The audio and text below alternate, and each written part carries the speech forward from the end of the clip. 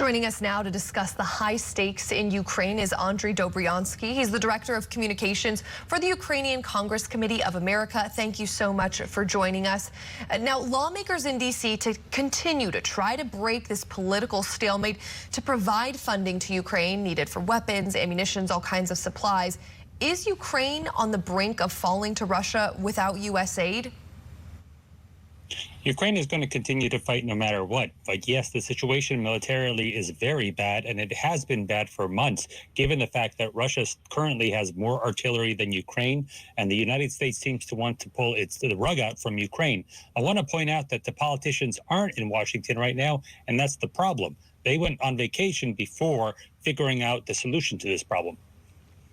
And as that U.S. funding potentially dries up permanently, and as this is still being debated, how has it or will it further embolden Vladimir Putin? Is Alexei Navalny proof of this? I think we've seen this from the beginning of the year, or the end of 2023 specifically. December 29th was the largest attack on Ukrainian territory since the beginning of the war in 2022, in terms of over $1 billion of artillery and missiles being fired on Ukraine in a single night.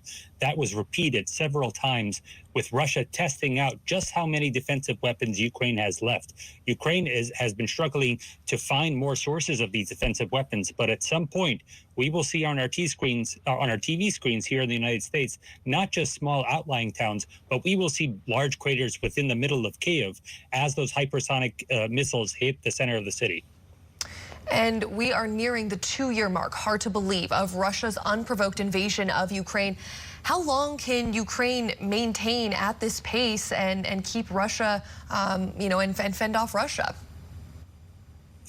The war is going to change significantly with the United States pulling out. If that's what the United States wants to do, we still have our European partners, and you will see a definite change from outsourcing the weapons to domestically produced weapons. That means more of these drones. You saw that the Russian Black Sea Fleet has basically been completely destroyed by the Ukrainian military, and you will see more drone attacks on Russian territory. So pulling out doesn't stop the war for the West. Pulling out means that the type of warfare is going to get very much different than the controlled kind of warfare where Ukraine is taking the brunt of it. Ukraine will definitely go on the offensive even more if there are no more rules from the West.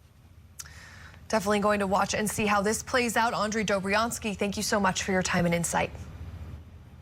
Thank you.